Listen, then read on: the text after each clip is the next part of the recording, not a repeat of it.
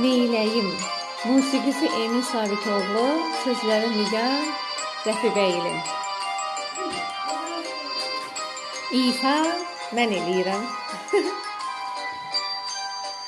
Ala gözlüm, səndən ayrı gecələr bir il kimi uzun olur, neyləyim? Bağçamızda qızıl güllər səhər tezdən açır, vaxtsız olur, neyləyim? Bağçamızda qızıl güllər səhər tezdən açır, vaxtsız olur, neyləyim? Çiçəklərin çəkir gözü intizar, ayrılıqdan betər dünyada nə var?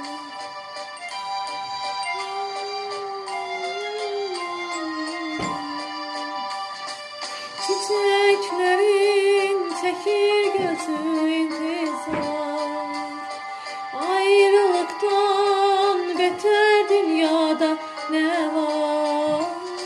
Yaz akşamı səni bil ki bu nigar həzin həzin yada salır, neyləyim?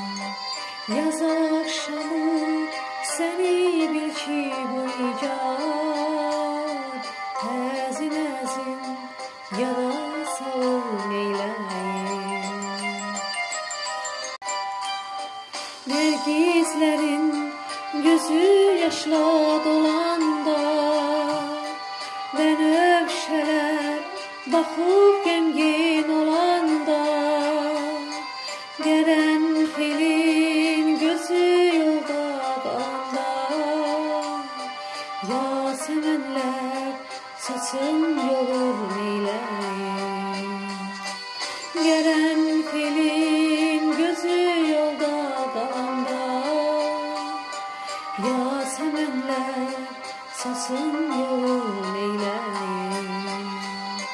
Çiçəklərin çəkir gözü intizar, ayrılıqdan betər dünyada nə var?